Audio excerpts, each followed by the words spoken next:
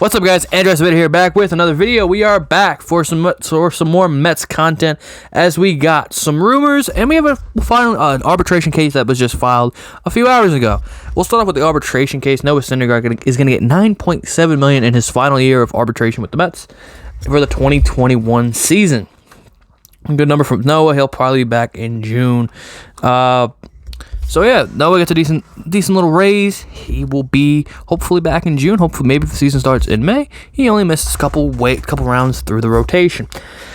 We got a lot of rumors here, a lot of trade rumors, and a couple of free agent updates, and some rumors on some trade. We'll talk about the free agent updates. George Springer, the Mets' number one priority in my book, and I think J.P. Morosi and Jeff Passan have said the Mets' number one option is to try to sign George Springer, and it's down to two. It looks like it's down to the Mets and the Blue Jays, and for most free agents, it looks like that's who it's down to, is either the Mets or the Blue Jays, because they are the only two teams that are willing to spend some big money.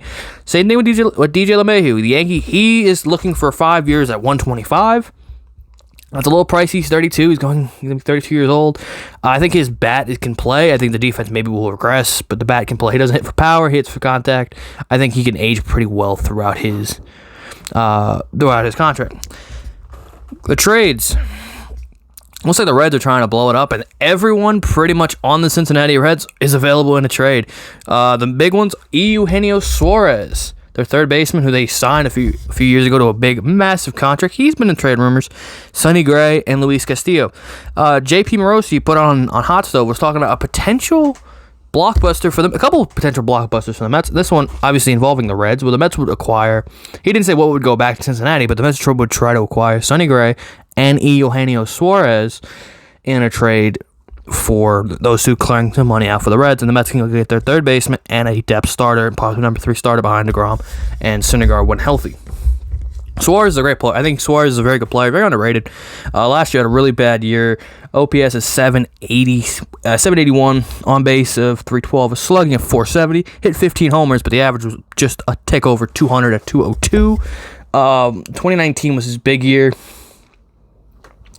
2019, 49 homers, 103 RBIs, an OPS at 930, 572 slug, average was at 270, 103 RBIs. The year before that, 2018, was an all-star, 34 homers, 104 RBIs, OPS at 892. He's a power-hitting third baseman, which the Mets need to bring some production at third base.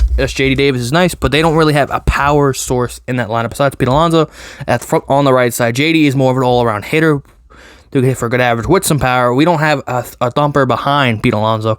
And then maybe Eugenio Suarez he's signed through the 2024 season with it's about close to about $10 million per season for both of these guys, with Suarez and Gray. So he signed through 2024. You have team control, and he's a good player defensively. He's not the greatest, but the bat plays, and the bat has showed he's played ever since he got to Cincinnati. In 2014, the power has progressively gotten better. He's progressively gotten better, and in the shortened season, still had 15 homers. The average tanked a little bit. Moving on to the pitcher in that trade would have been Sonny Gray, which most Met fans are like, why would we try to get Sonny Gray? He pitched for the Yankees, and he was terrible. Can he pitch in New York? The Yankees were trying to make him throw a lot more sliders, which he was not really good with. He's more of a fastball with his nasty curveball. The guy takes forever to deliver. He's one of the slowest workers, but when he's on, he uses his curveball, fastball combination pretty well. He's 31 years old. He's controllable until 2023 with a team option in 2023. Last year, 11 starts, a 3.7 ERA, 56 innings, whip at 1.2, struck out 72 batters, a career ERA of 3.54 in 1,100 innings. Ever since he moved from the Yankees to Cincinnati in 2019, he was an all-star in 2019, had a 2.87 ERA in 175 1/3 innings. Whip was around 1 at 1.04884. But yeah, the Mets need to add a starter. It doesn't have to be the Trevor Bauer type. It just needs to fill in the rest of this rotation. Obviously, if the season starts in May, Syndergaard can only miss maybe 2-3 starts. Meaning that's easy. That's better for the Mets because they don't have to go a few times without missing Syndergaard. So they can add a starter. Potentially they could go 4 starters and the bullpen day on the 5th day, which you can use Lugo.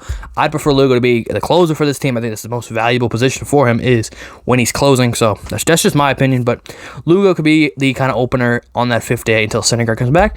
But the Mets need to still add a pitcher. Right now their current rotation is DeGrom, Stroman, and Peterson.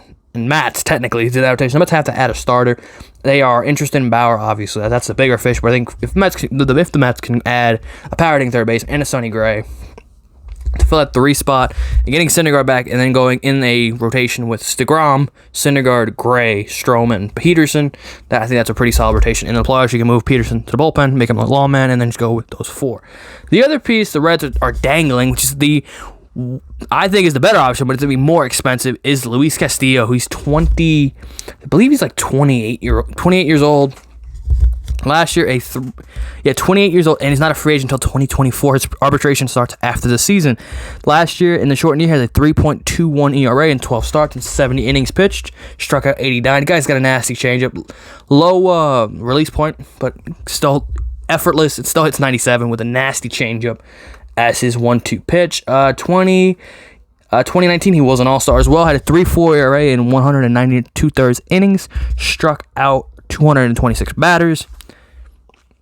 And you get Castillo, you're getting at the top, and that's the number 2 in this rotation. If you got Castillo, it's going to cost a lot more prospects to acquire a Luis Castillo than it would probably for a Gray and Suarez. Because Suarez and Gray are expensive. They're about $20 million for the 2 of them. Castillo is still on a rookie deal. He's arbitration eligible beginning this year, and he's a free agent in 2024. John Paul Morosi also put out for some trade rumors that the Mets, he did use the Mets as an example for the Francisco Lindor rumor, because the Indians seem to be trading everyone who's making any kind of money or can give them any prospect capital back. That JP Morosi potentially said maybe the Mets and the Indians could make a blockbuster for our left side of infield, including that they would listen to offers for JoJo Ramirez.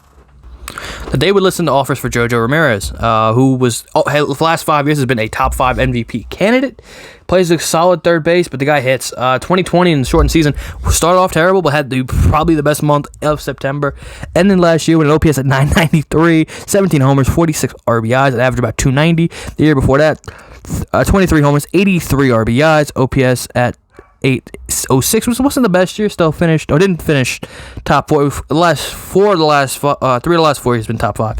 2018 All-Star, OPS at 939, 270 average, with a 39 homers, 105 RBIs. And 2017, 29 homers, 83 RBIs, OPS at 957. So JoJo Ramirez is one of the best players in baseball, one of the best third basemen in baseball.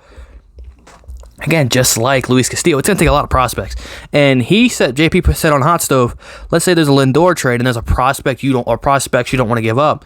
Maybe the Mets would be willing to add a couple prospects if you throw in a JoJo Ramirez to play third, and you're getting Francisco Lindor, because you have Ramirez controllable till 2023 with 2 team options after he signed his extension. I believe in 2018 he signed an extension.